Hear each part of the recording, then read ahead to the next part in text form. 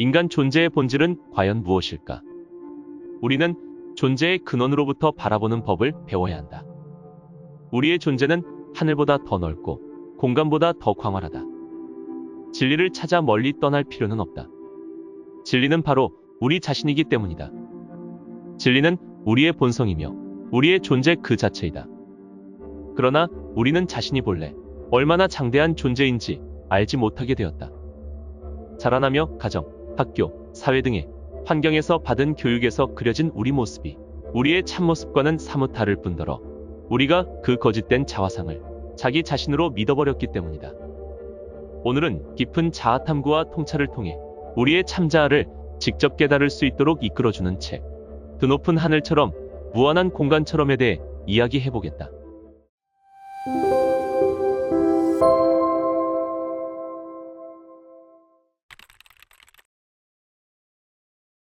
사람들은 자기 스스로 자신의 경험을 결정하고 자신의 현실을 잘 안다고 확신한다.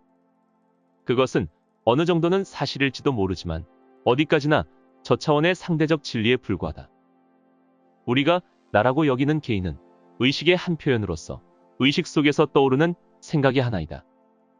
이 생각은 자신에 대해 다른 생각들을 가지고 있다. 우리의 본질은 의식이다. 몸은 의식이 체험을 맛보는 데 필요한 매개체이다. 깊은 자아를 성찰해본 사람들은 우리가 생각만큼 삶의 운전대를 꽉 움켜쥐고 인생을 주도해 나가는 독립적인 존재가 아니라는 사실을 깨달았다. 우주를 살아 움직이게 하는 힘은 어떻게든 각각의 몸 안에서 작용하여 생각과 감각, 그리고 우리 자신이 내린 듯한 결정마저 일어나게 한다.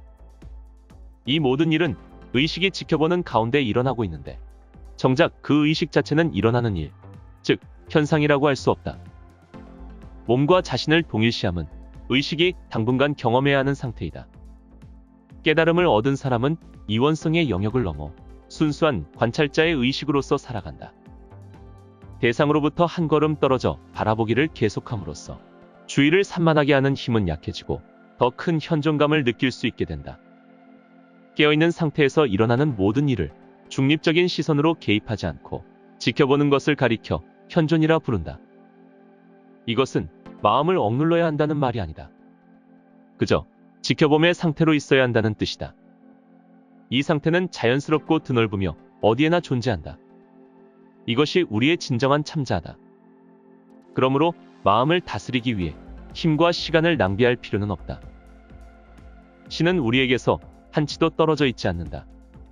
신은 결코 우리와 분리될 수 없으며 신은 우리 존재의 핵심이다. 부처님이나 예수님을 내 안에서 발견하라. 부처님은 불교도가 아니었고 예수님은 기독교도가 아니었다. 우리를 부르는 것은 종교가 아니라 내면의 참자다. 자아탐구의 길을 걷다 보면 여러 표현들이 모습을 드러낼 수 있으니 어느 한 가지 가르침만 절대인 양 따르려고 하지 말라. 고요한 가운데 그저 바라보라. 그러면 그 관찰자가 에고가 아닌 순수한 나라는 것을 알게 될 것이다. 에고에게도 지켜보는 능력이 있지만 에고는 이해 타산을 따져가며 지켜본다.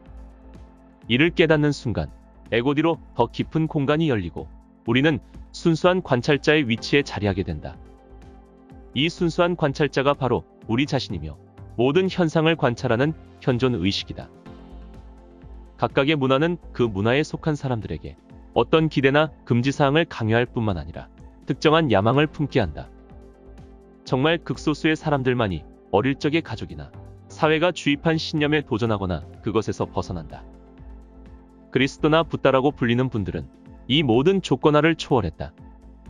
그러나 이분들도 우리와 마찬가지로 육체를 가진 인간이었다. 그럼 그분들이 우리와 달랐던 점은 무엇일까?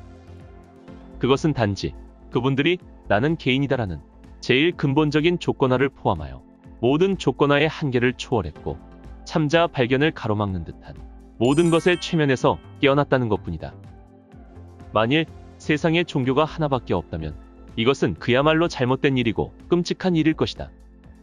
그러면 우리가 상상도 못할 역대 최악의 독재가 일어날 것이다. 인류가 배워야 할 필요가 있는 한 우리에게는 모든 종교가 다 필요하다.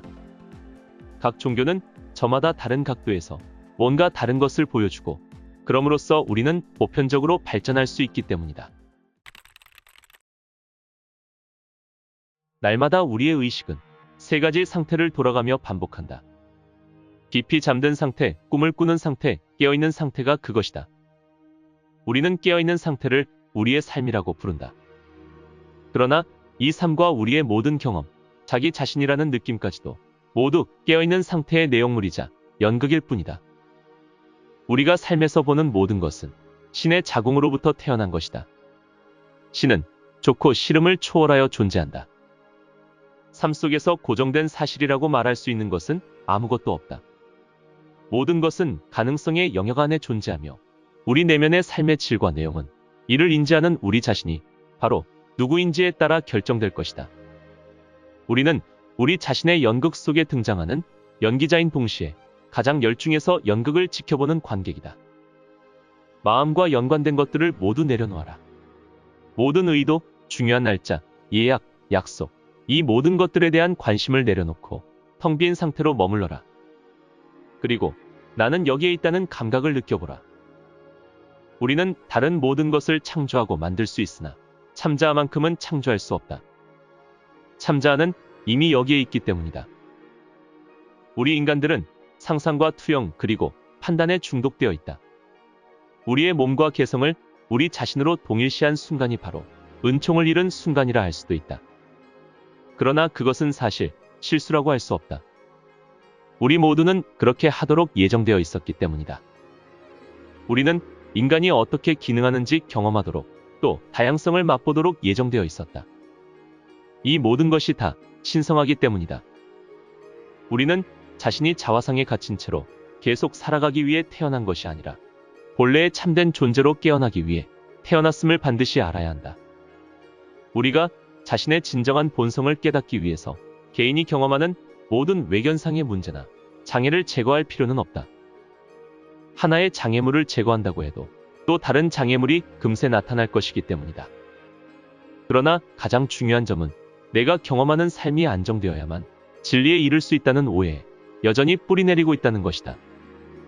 이는 역동적인 삶 속의 문제들을 무시해야 한다거나 그런 문제들을 풀려는 노력이 의미 없다는 말이 아니다. 우리 자신의 참된 자리를 명확하게 하기 위해서 그 문제들을 탐구해 볼 수 있지만 우리의 참된 자리가 명확해짐에 따라 문제들은 자연스레 사라질 것이다. 모든 문제는 상상하는 사람의 마음속에서만 실재한다. 우리에게 문제거리나 걱정거리로 보이는 것은 다른 누군가에게는 아무것도 아니다. 의식의 관점에서 우리의 문제를 보기 시작하면 전에는 어렵게 느껴졌던 것이 이제는 대수롭지 않게 느껴질 것이다. 깨달았다고 해서 우리의 역동적인 삶이 완벽해지지는 않는다. 왜 그런지는 몰라도 우리의 역동적인 삶은 계속 성숙을 거듭해 나간다. 삶은 우리에 의해 만들어지고 대본이 쓰이고 통제되는 것이 아니라 발견되는 것이다. 우리가 정해진 대본을 고수할 수 있다 해도 그것은 자연스럽게 펼쳐지는 삶에 절대 비할 수 없을 것이다. 자유로운 사람은 단지 삶을 순리대로 살아갈 뿐이다. 참자아를 깨닫는 것은 멋진 삶을 포기해야 한다는 얘기가 아니다. 몸이 있는 한 우리는 경험을 피할 수 없다. 참자아는 모든 것의 근원이기 때문에 돈의 근원이기도 하다. 그러니 영성을 추구하면 돈을 못 벌 것이라는 생각을 결코 해서는 안 된다. 그러나 설령 빈털터리가 된다고 해도 그때 우리는 돈보다 더 중요한 무언가를 얻게 될 것이다. 어떤 사람들은 파산을 겪고 나서야 진정한 행복을 찾을 수 있다. 그것은 그들이 자신의 참자아보다 물질을 소유하는 데에 더 큰 가치를 부여해왔기 때문이다. 이것저것 결정하느라 항상 바쁘다면 확실히 그런 강박을 내려놓을 필요가 있다. 그런가 하면 결정해야 할 때가 되었는데도 결정을 못하는 사람들도 있다. 영성을 추구하는 이들 사이에서는 이런 미적거리는 태도가 받아들여지기도 한다. 이미 모든 운명이 예정되어 있으므로 궁극적으로 선택이란 건 없다는 생각에서 그러는 것이다. 우리는 양쪽 모두를 살펴보아야 한다. 모든 것은 운명이 정해져 있기에 선택이란 불가능하다고 설교할 수는 없다. 그보다는 사람들이 스스로 선택한다는 감각 속에서 살아가게 두는 것이 더 바람직하다. 삶을 점차 직관적으로 대하게 될수록 우리는 역설적이게도 우리 자신의 자유의지와 신의 의지가 더불어 함께 간다는 사실을 알게 된다. 모든 것은 그저 자연스럽게 일어나고 있다. 아침에 일어나서 자신의 감각 스위치를 켜는 사람은 없다. 감각은 저절로 작동한다. 감각을 통해 일어나는 지각을 작동시키기 위해 우리가 해야 하는 일은 하나도 없다.